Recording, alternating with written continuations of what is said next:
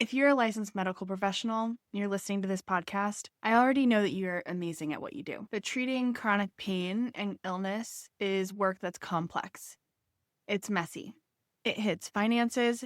It hits health anxiety due to diagnostic uncertainty and prognosis, and also the most intimate parts of your clients' lives, like sexuality. Generic CE courses simply don't prepare you for that, and that's exactly why we built the Chronic Illness Therapist Conference. This is not another general mental health course. It's 13 approved CE hours for both therapists and physical therapists in the exact nuanced topics that you all have been asking for a while, like integrating financial therapy, navigating diagnostic limbo, deep clinical work on body partnership, like helping clients be less scared of their body while navigating scary conditions. This conference is really an invitation to stop relying on generalized tools. If you're a physical therapist, a licensed professional counselor, a certified rehabilitation counselor, a social worker, this is the specialized training that moves your practice forward. Tickets are moving fast for both the in-person and virtual experience, so we'd love to encourage you to secure your spot and your 13 CEs right now by clicking the link in the show notes. The struggles you're having in the therapy room are not unique to you, but they often feel like we are all alone in them because no one's really talking about it. This is an evidence-based, nuanced, highly specialized set of speakers who bring both lived experience and professional experience in what we think is the most impressive way. We would love to see you there. We are hoping that our first year is such a success that we can continue doing it year after year, and we really do need your help to make that happen. Go secure your spot and your 13 CEs right now because the link is in the show notes. The episode will be waiting for you as soon as you're done. By the way, you can use the code EARLYBIRD for $100 off a professional or executive functioning package ticket. The Chronic Illness Therapist podcast is meant to be a place where people with chronic illnesses can come to feel heard, seen, and safe while listening to mental health therapists and other medical professionals talk about the realities of treating difficult conditions. This might be a new concept for you, one in which you never have to worry about someone inferring that it's all in your head. We dive deep into the human side of treating complex medical conditions and help you find professionals that leave you feeling hopeful for the future. I hope you love what you learned here, and please consider leaving a review or sharing this podcast with someone you love. This podcast is meant for educational purposes only. For specific questions related to your unique circumstances, please contact a licensed medical professional in your state of residence.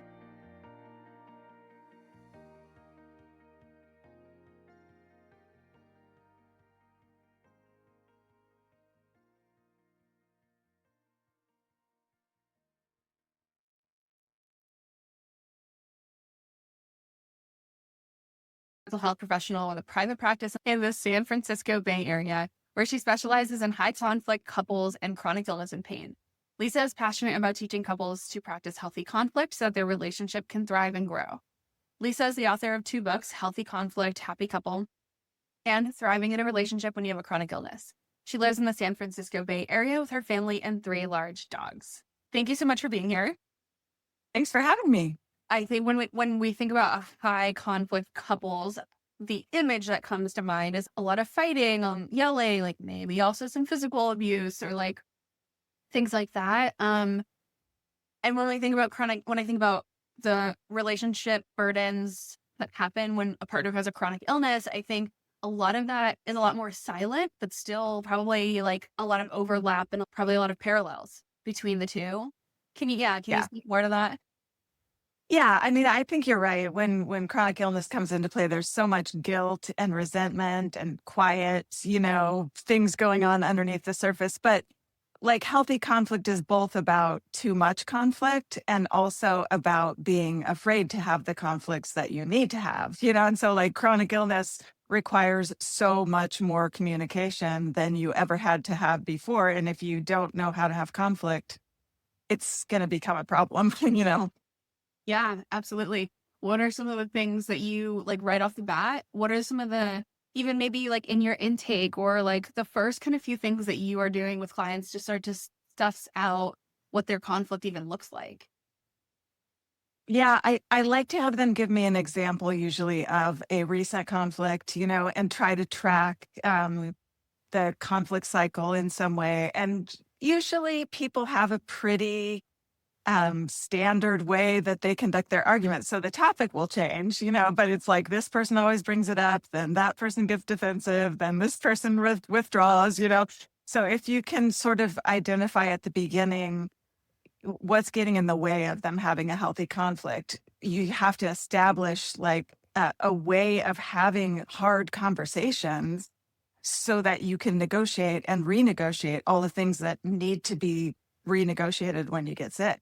Yeah. Yeah. That makes perfect sense. How did you develop a niche into the chronic illness side of this work? Yeah, so I was mostly a couples therapist, just working with all the standard couple issues, and then I got sick. So it took me about 9 years to get a diagnosis of hypermobile Ehlers-Danlos syndrome. Because everyone says your lab results are fine and everything's fine all the time. So anyway, as I was going through that process of just not feeling good, not being believed, all the things, it's like the universe just works in this way that pretty soon all the couples that were coming to me, it seemed like there was some component of chronic illness. And I could understand that because I was also going through the same thing. And so my niche kind of expanded, not just to couples, but couples experiencing this particular grieving process. Yeah. What are some of the things that you do to help the partner who's not sick start to like understand what is that process starting to look like? Yeah, I think part of it, especially if they're willing to come to therapy, but as you know, like so many people are not, but if they're willing to come to therapy, I think it's about developing empathy and getting them to position themselves in a place where it doesn't matter what your partner says, you believe them. And coming from a place of belief and empathy, now you can have the conversations that you need to have. But you're never going to get to the conversations you need to have if you don't even believe what your partner's saying. Yeah, which is why I'm sure like the common advice, like, just ask for what you need. And, it's not going to go anywhere if the other partner if there isn't even a foundation of just pure belief. Absolutely. Right. Yeah. What are some of the obstacles that you find in this work? What are some of the things that come up that's like, this is the hardest part about managing or navigating these conversations? Yeah.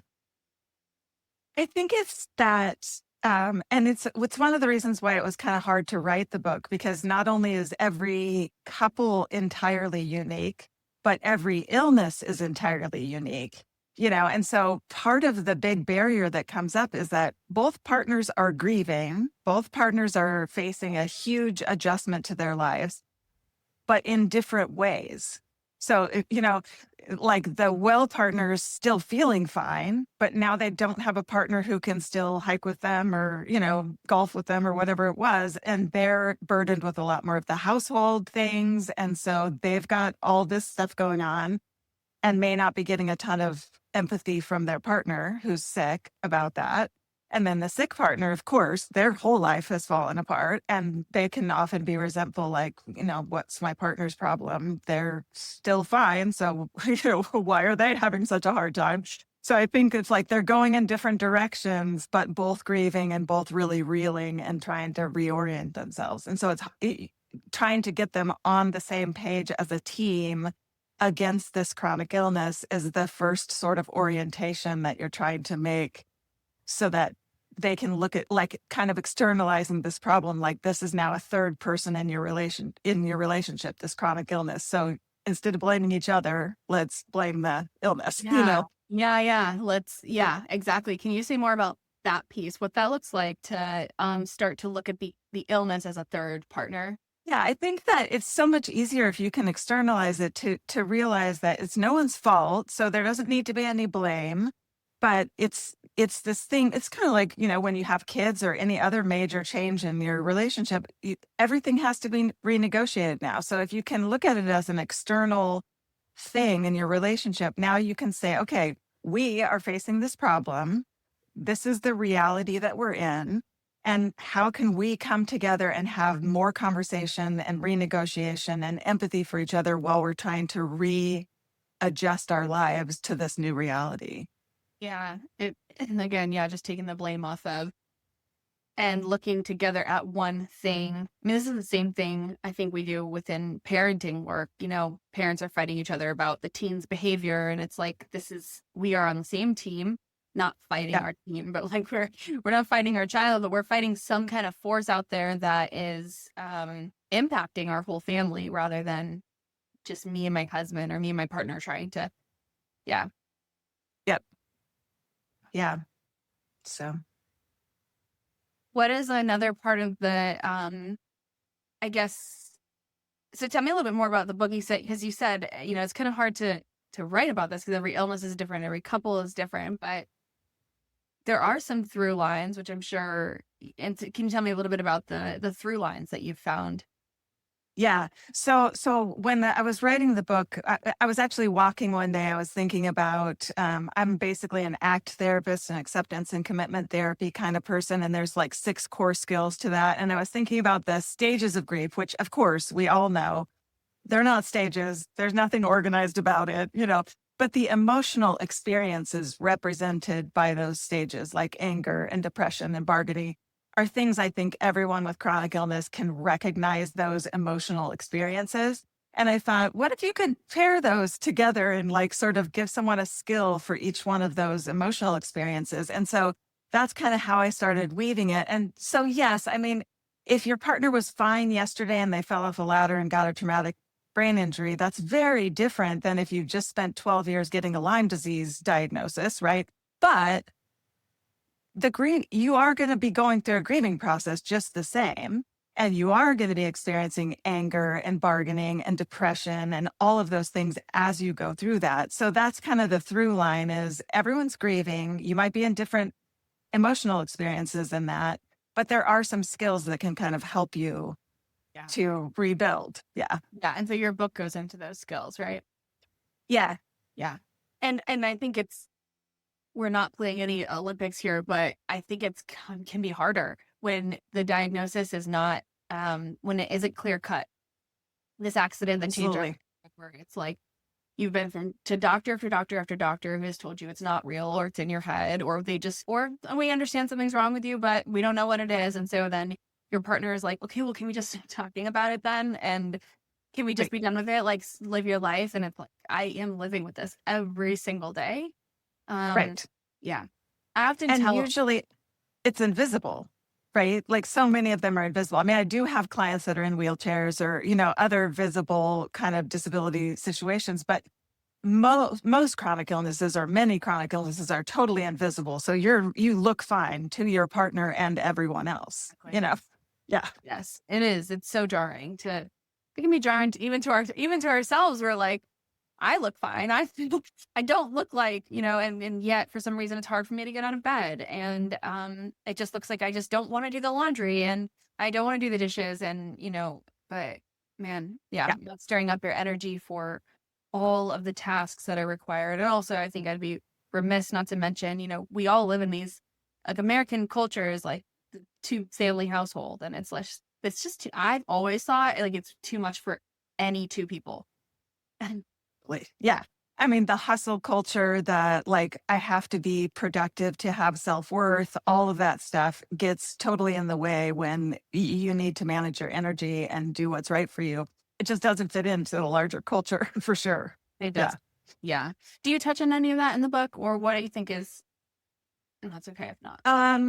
Yeah, not so much. It's more about like kind of defining your personal values and your values as a couple so you can build a life that still has meaning to you, Right. even if it doesn't look like it used to look. Let's define values for people who maybe, hear that word and don't fully know, like, okay, what does that mean?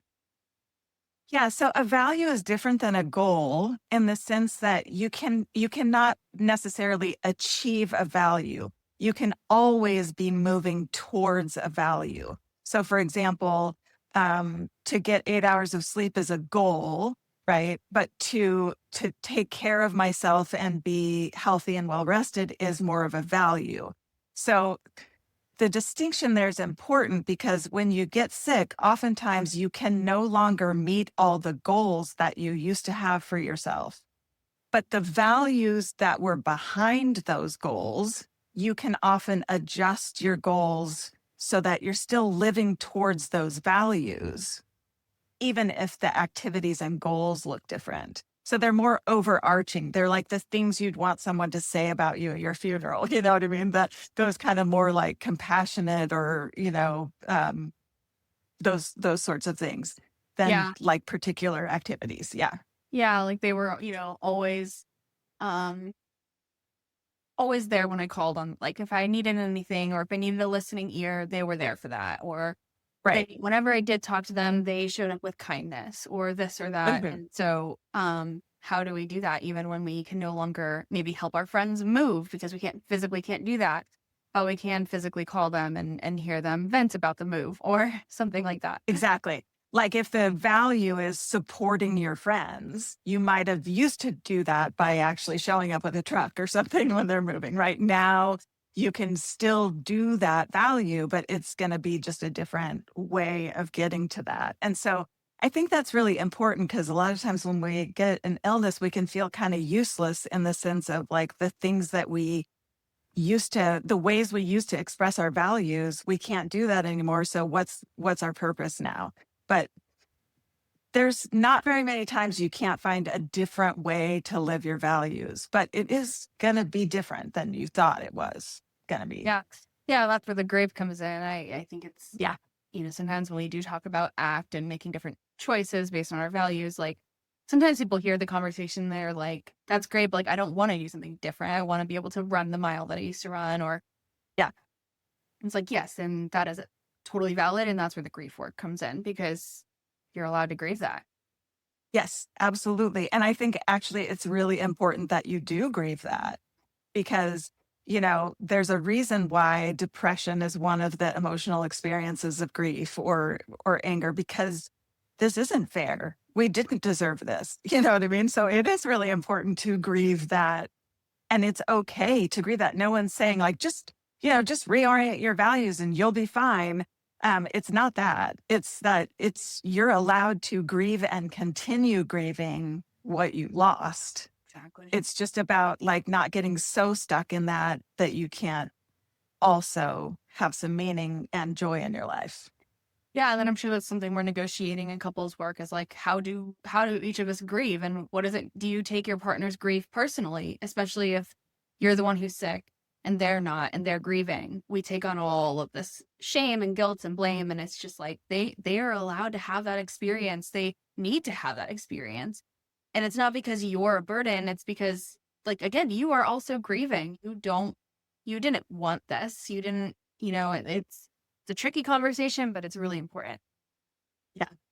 Yeah. Sometimes just in my own personal life, I've used this strategy of like when my partner needs to talk about the grieving process, pretending for a minute like he's just talking about someone else so that I can get myself a step distance away and just be compassionate about it without necessarily taking on the blame or shame about that experience. I was just in my support group right before this and was trying to explain this concept, and my brain isn't working much these days, so I was stumbling a little bit.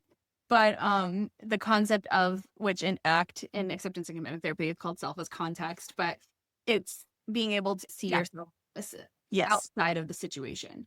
Yeah.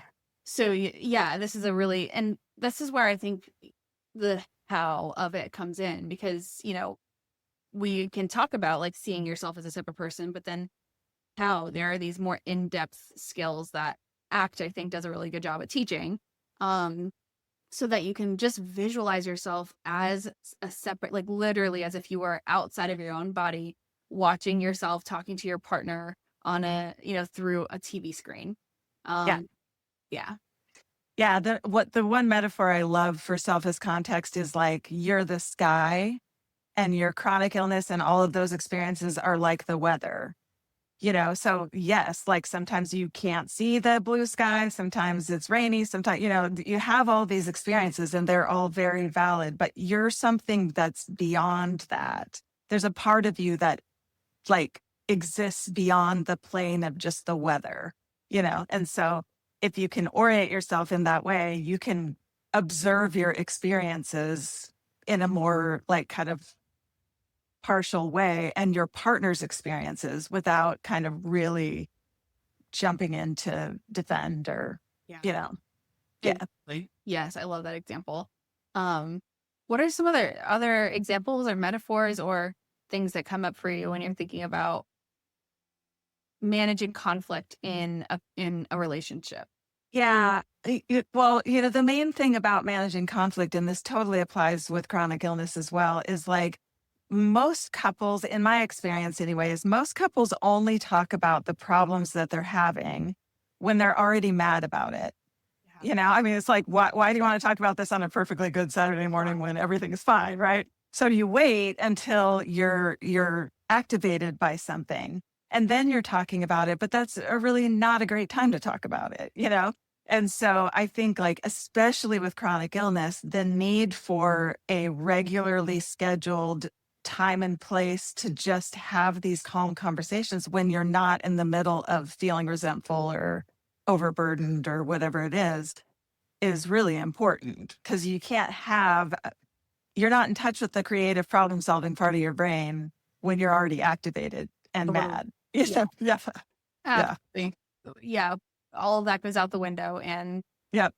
that's just a normal human experience. There's nothing wrong with you for having that. That is just how it is. And that's why it's so important to have these kind of meetings or discussions. Do you provide a framework for those discussions, or how do you prepare clients, and maybe also in your book?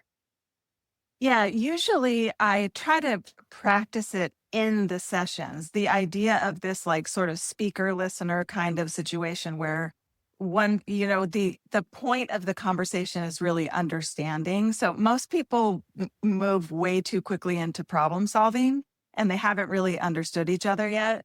And so but the whole idea of that speaker listener thing feels awkward to people. And so I like to do it in the sessions so that they get a felt experience of how good it feels to be understood.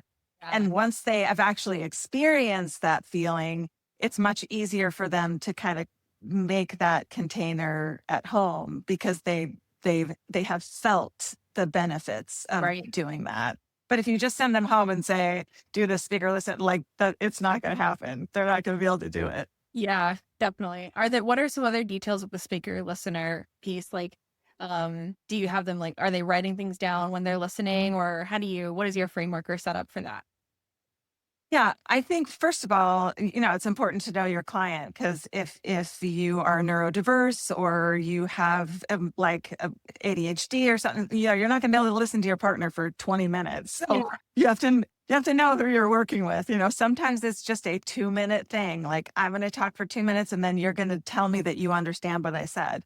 Sometimes you can go longer if people have the tolerance for that, but you have to sort of custom make it for people. But the idea being that there's you're chunking information so that you're telling your partner how you're feeling, making sure that your partner really understands what you're saying.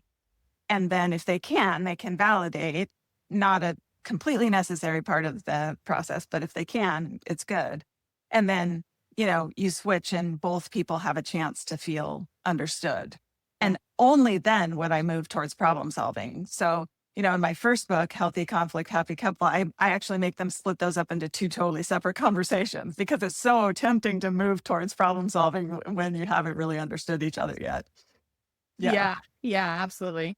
Yeah. Tell me a little bit about the evolution from your first book to your second? Yeah, the first book, it was interesting because the pandemic hit, and instead of doing sourdough bread, I decided I'm going to just sit here and like write down everything that I say every day to people all the time. And I just did a brain dump. So that book was actually relatively easy to write because conflict, healthy conflict, the rules about healthy conflict are the same if you're talking to your partner or your mom or your boss or, there's not a lot of difference across different populations. So that was sort of just a brain dump and fairly easy to write. And then my editor, who I love, she was like, you have this lived experience of a chronic illness and you're working with all these couples that have chronic illness. And there's a lot of great books on chronic illness, but there's not really much out there on what happens to your relationship when you have a chronic illness. So she was like, why don't you try to write about that. And so, as I said, it was a much harder thing to write because I kept thinking of all my clients and like, oh, this would apply to them, but it wouldn't really apply to them, and it's like, that's one of the problems with writing a book is like, you can't hit every nuance, Yeah. Yeah. Yeah. I think social media is the same way.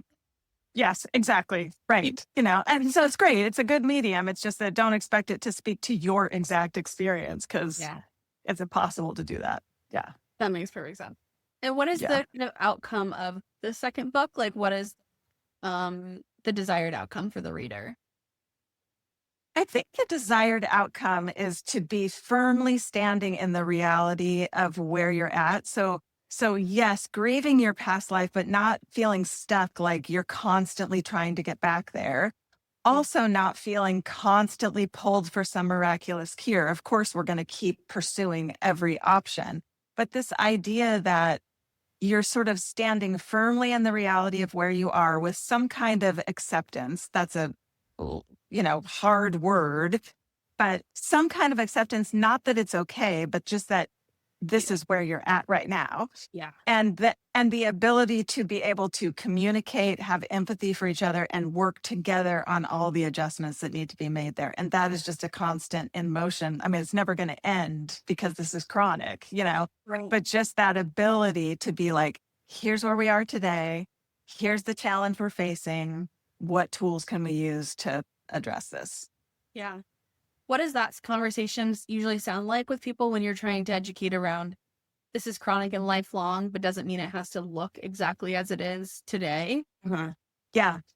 Again, it's so unique to every person, but there's a lot of allowing room for the anger that comes up around that because you should not have to adjust to this being your reality for the rest of your life. And yet it is, and a lot of times my best friend's a recovering alcoholic. And one of the things that really helped her when she was recovering is she would always say to herself, I can drink tomorrow, but I'm not going to do it today, Yes. And this whole concept of I have no idea. And science is always moving forward. They could come up with a cure tomorrow. Who knows? But this is just where you're at today. So let's try to stay, again, an act skill of being in the present moment and trying to have this present moment awareness that things could always change, but here's where we are right now. Yeah. Yeah. I think that's a very, very difficult skill is to, without so much practice. It feels easy to me now, but not in the beginning. Yeah. And also it's not a failure when it's hard to practice. This is hard stuff. So if if you're in the process of trying to come to some acceptance of your present reality and you're having trouble with that, that's normal. And, this is a long process of practice, like you're saying. And so don't beat yourself up for how hard this is. It's hard. It is. Yeah. Yeah. So it sounds like in therapy, both partners really get a place to be angry. They both get a place to say all of the things. I think that's actually, I find a lot of times folks are scared to go to therapy because they know that's going to come up. And they're trying so hard to keep it bottled inside and not bring it, let it come out. Yeah. And I think as therapists, it's really important, especially as couples therapists, to educate our clients that the pacing is yours, we don't have to move faster in this process than you're able to cope with. So if you don't need to come in and do the whole dump the first session, let's pace this in a way that feels like it's tolerable to you, because it is scary. Yeah. And you mentioned ADHD earlier, and I know that that's a really common struggle for ADHDers is to not go into all the details. And I know that in my experience, I think that that's such a strong desire to be understood and having a lifelong experience of being misunderstood. They come in and it's a mixture of all of the different things that come along with ADHD, struggling with impulse control. And so they want to kind of and then they might even feel really dismissed if we don't let them tell the whole story. How do you manage that in session? Well, one of the things that I try to do is provide a lot of compassion for the experience. I want you to get what you want, which is to tell the whole story and be understood. But if your partner doesn't have a tolerance for that, doing that is just going to hurt you more, you know? And so sometimes I will help people have other tools like, you know, between sessions, most people's phones have like voice memos on them, like make voice memos, like talk it out, but not necessarily to your partner. Then let's figure out what your partner can tolerate as we go and build their tolerance for hearing what you have to say, so that at some point you should be able to do that, but maybe not the first day, you Yeah. know? Such Yeah. a pacing protocol. Yes. Do you talk about pacing in the book? I do, in terms of like energy pacing. I think, like, you know, with all chronic illness, like energy management is the thing, you know, to just be able to not overdo it when we're feeling great and, you know, do what we can do. But yeah, a little bit. Yeah. Yeah. Yeah. It's, I think, an interesting concept to navigate pacing then within a relationship, even just verbal pacing. Yeah. Not just your own energy limits that you're having to adhere to, it's also your partner's. Right. Yeah. And I just finished a book on autistic burnout, and it's like, also, not only do you have the chronic illness, but there's a lot of overlap with neurodivergence and chronic illness. And it's like, you know, also sometimes even just communication takes a lot of energy, Yeah. you know? Yeah. Totally. Even when when you are the one that like wants to kind of just get it all out and like say and talk a whole lot, I think it still has an energy drain that you might even ignore, or you don't fully admit to, but it Yeah. can be just as energy draining for that person, even though it seems like they like to talk and they want to talk, and but it can be draining. And then even Yeah. draining when they're trying to change the pattern around like pausing and checking in and not going full force. Yeah, really, really exhausting. It's very exhausting. Yeah. And I think, like, it's important to always be monitoring when you expend energy, monitoring what the fallout of that is, so we can learn our own rhythms and, you know, teach ourselves to be careful to practice the self-care that we need while we're trying to communicate all this stuff. Yeah. Yeah, absolutely. What are some other topics that come up in the book? I do talk quite a bit in the book about intimacy because, you know, I mean, this is a huge problem with chronic illness. I mean, almost every chronic illness has a fatigue factor, even if it's not a reproductive chronic illness or something that's directly affecting you in that way. You're still going to have fatigue issues, joint pain, chronic pain. I mean, all of this is going to affect intimacy. And that's one of the really hot topics that comes up, because the healthy partner still has the exact same energy and needs that they did before. And it's one of the topics that I feel like people feel particularly guilty about, not being able to like provide that in the same way for their partner. And I love the book Desire, where they say, like, your pleasure is your problem, you know? Yeah. So like, don't be putting it on your partner, you know, but this is a hard conversation to have. Like, most people have trouble talking about intimacy, even if nothing's wrong. Right. And then you add in chronic illness and trying to negotiate this and have this conversation without feeling bad, without pressuring your partner to be doing something they shouldn't be doing. It's a really, really tough conversation. Yeah, it is. It is. Um, yeah, tell me a little bit more maybe about what you bring up in the book. Is it like a lot of communication strategies, or is it what are some of the things that you talk about in that regard? Yeah, it's a lot of communication strategies, but also a lot of trying to help people understand that sex is not just like intercourse.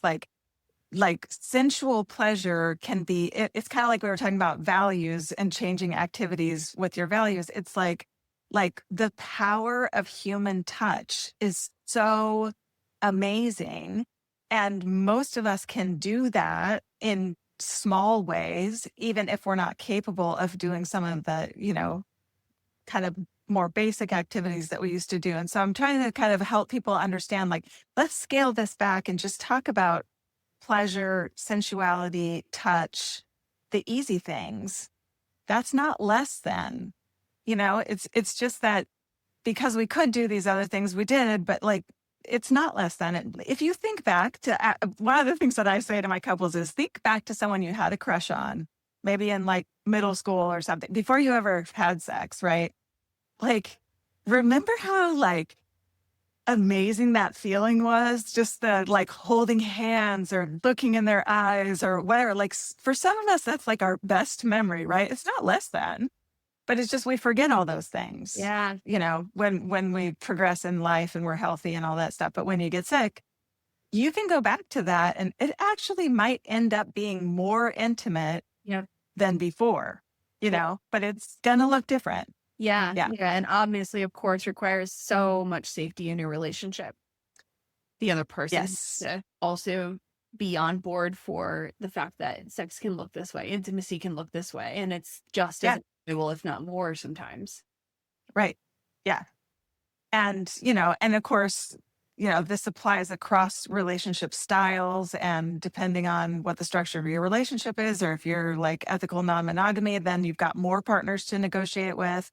So, things can really change, and communication is so important so that everyone is on the same page about what's happening. Yeah, exactly. Yeah. Good. Pip, what else? What else comes to mind? Gosh. Well, I mean, I think I talk a lot in the book too about managing as a couple, managing like friends and family, setting boundaries with like, your friends and in-laws, and being each other's protection against being overwhelmed by what's coming into your relationship from the outside too, both medical, gaslighting and trauma, and the ways that other people dismiss your pain or your symptoms, and kind of like understanding that also it's your job as a couple to manage that together. You don't just leave that to the person who's ill. You can manage that as a couple also, and help like co-regulate each other against all these outside intrusions as well. So there's that also. Yeah, I think that's a common thing that I come across in couples work is like, sometimes it's like my partner doesn't know how to explain this to my family, to his family, or to their family. Or they just don't. They don't tell anybody about it at all. And it's like, it makes you feel so much more alone and isolated. Mhm. Yes. And also can really diminish trust, right? Because if your partner is kind of like selling you down the river with their family, like, kind of like not representing you as what's really going on for you, it can feel like really a betrayal, So like, again, this requires a lot of communication and empathy and being on the same page, so that you're presenting as sort of a united front to your friends, your family, and building strategies so that everyone, knows what's happening for you. Yeah. Exactly. Yeah. And also with intimacy and especially intercourse, because I think that requires the most amount of trust, the most amount of safety. And so if that's especially if your partner is looking for that, it's like they better be making you feel safe. They better be on the same page here. Absolutely. Yeah. Yeah. And again, like if you're the therapist, you can really kind of befriend that part of the healthy partner. Like, look, I want this for you, but you're not going to get it the way that you're doing it. You know what I mean? You're not going to get your needs met by pressuring someone or disregarding their symptoms or whatever. I'm on your team. I want you to get your needs met, but we're going to have to shift the way we talk about this and the way that we approach it, or you're never going to get your needs met. Exactly. Yeah. Yeah. Building trust and safety is I always say it's like drinking water. Like you can't just drink a gallon of water and then be good for the rest of your life. You have to just sip water throughout the day, every day. And when you don't, there's problems. Yeah. Right. Yeah. It's like, if you're thirsty, you should have already been drinking water, right? Exactly. So, kind of, that's a good point of like helping couples develop some sort of consistency in their communication, in their touch, in the ways that they talk about their challenges. Because if you wait till their emergencies, it's just such a less effective conversation. Yeah. Yeah. Definitely still workable, but then we're doing damage control and trauma work before we're moving into that more like, and here's how to optimize or to like make better. It's like we have to actually, we have to do a lot of repair before we can get to that. Yeah. Yes. Yeah. And, like for most people, in terms of like intimacy and household roles and things like that, a lot of couples never negotiated that stuff in the first place. So it's not like they're renegotiating something they already had set. They never even talked about it in the first place. This might be the first time you're ever trying to talk about intimacy, and you're in this super hard situation while you're trying to do that. Yeah, that's so common, and also sounds like, again, this is where therapy comes in because there's so many layers. It's so confusing for the couple. We can look at that from the outside and be like, okay, I see these 5 layers that need to be managed, worked through, maybe in a specific order, maybe not, but regardless, it is a lot to sort through. It is. Yeah.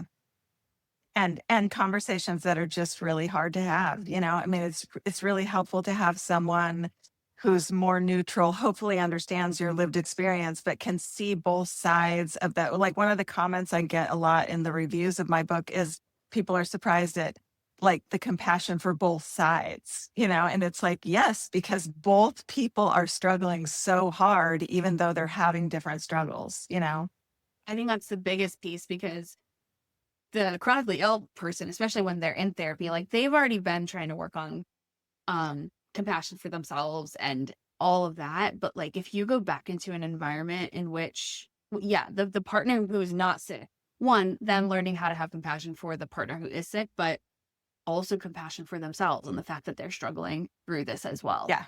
Yeah. Yeah. Yeah. Because I feel like the well partner can kind of go 2 different ways. One is like kind of a selfish way, like, I don't believe you, you need to get up and vacuum or whatever. Or this way of like beating themselves up, like, I can never go hang out with my friends or do what I need to do because my partner's sick. How dare I take care of myself? And neither of those are very good options. So No. I think even in the best of scenarios, like, so important to remember that if your partner is doing more around the house or like working or whatever because you are sick, it's so easy to feel like a burden in that, especially if they also, the well partner is like showing signs of fatigue themselves because they are just doing a lot. yeah. But again, like, that's their toll. Like, we all have our different tolls. We're fighting an illness. Yep. It's fatiguing. Just because you are not physically up doing the laundry doesn't mean your body is not working on overdrive. Totally. So we're both equally spending energy, but it just becomes so easier to like scapegoat and blame and use the to-do list as a way to think that you're not doing enough, even though your body is like literally working overdrive. Yeah. And this is where it's so helpful to have creative problem-solving conversations, which you can only do if you're not already mad about something, where it's like, okay, this is too much for one person to be responsible for all this stuff. Like, what are our options? Like, can my mom do my laundry? Can I pay the neighbor kid to mow my lawn? Like, what can we do to ease the burden here? But you have to approach that conversation as a team. Like, we are both looking for a solution to this problem. It's not just like, suck it up and do the housework, Exactly. Yeah. Like, well, you're the one who's sick, so you figure it out. Or I'm the one who's sick, so you have to figure it all out. Like, it's like, no, to agree that the solution to this third problem, the sickness or the fatigue, that we are both figuring out how to combat that together. Exactly. Yeah. So, I mean, not everyone has the capability of paying somebody to help them with that stuff, or, has family around to help, or has family that will help. But any creative solutions that you can come up with that reserves some of your well partner's energy to just have fun with you or, enjoy time with you is really helpful. Yeah. I'll vulnerably share that. I think that that's a conversation I had to have with my own husband, was like, he would just not, I mean, he's kind of just a worker anyway. He like doesn't like to take time off. He likes to work on all the holidays. He's a worker, but he wouldn't take time for himself. And it was like, I actually need you to take some time for yourself, because if you don't, then I'm also impacted. So yes, looking at it that way is important too. Yeah. Yeah, that's one of the mind shifts I really tried to get the ill client to develop, is like a dedication to allowing your partner to take care of themselves. Yeah. Like, it's not just like, I'll grudgingly let you do that, but like, it has to be a dedication that like they must have what they need to take care of themselves. Because if they don't, they're not going to be able to take care of you. Exactly. Yep. Yeah. Yeah. We have a babysitter that comes every single Saturday morning now, regardless of if he and I are working or not working. If you're not working, then go upstairs and like do what you want to do and work Nice. the house and do what you want to do. Yeah. Yeah, And I love it. That's a great idea. Yeah. and I agree. Not everybody has I think it's the easiest solution when we have the finances. I know for me, like I do hire house cleaners and I hire my babysitter. And Yep. that is really a pivotal, critical part of my own well-being. But there are definitely mutual aid resources out there. There's buy nothing groups where people barter services and goods. I know I'm on my local buy nothing group and see it all the time. I offer up help, usually more so when someone's like in a one-time need, but I've seen it where like, I'll come clean your house, but will you do my groceries for me? Or, something like that. People are really scared to engage in community resources like that because I think we think when we are paying somebody, it's like they won't let us down, maybe, whereas like if I'm not, Yeah. then, but that again would take a whole like some lessons and some skills in communal and in relationship building. Right. Yeah.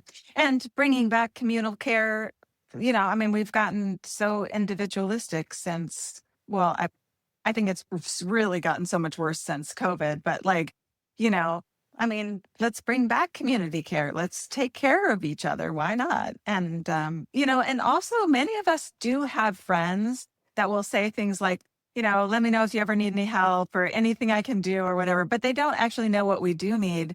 I mean, get specific. Ask them if they can come fold your laundry or, when they're going to the grocery store, could they also buy your list or whatever. So some of us do have people that would be willing to do things for us, but we may have to make a more direct ask for exactly what would be helpful. Yeah, I agree. I remember when I had just had my first baby and my friend was like, I'm coming to clean your bathroom. I was like, you cannot come clean my bathroom. This is before I had cleaners. And she was like, I'm coming to clean your bathroom. And she did. She came and cleaned my bathroom. Nice. And honestly, it felt so like, I just felt like loved and cared for more than the actual like act of having a clean bathroom. That definitely helped, but it was just like, thank you. Wow. I felt really great. So yeah. I don't think people are insincere when they're like, hey, anything I can do. I just think that they don't know what your friend had a good intuition about what would be helpful to you, but that's not always the case. Sometimes you do have to ask, but people are sometimes willing to do that, Yeah. Yeah. I agree. And I actually think like a lot of times people don't want to give a specific, I'll do this, even if they know what their strengths are, because they don't actually want to be rejected in their ask. And a lot of times we reject people in their like, hey, can I help you with this? And we're like, no. The same way I did. I told her no at first. It was only back. And I was like, what actually it made me say yes was like, this is community building. Right. I could muck the strength and energy to do this, but like, why? She's willing to come over and I'm going to repay her in a different way in the future. And it's communal. Right. Right.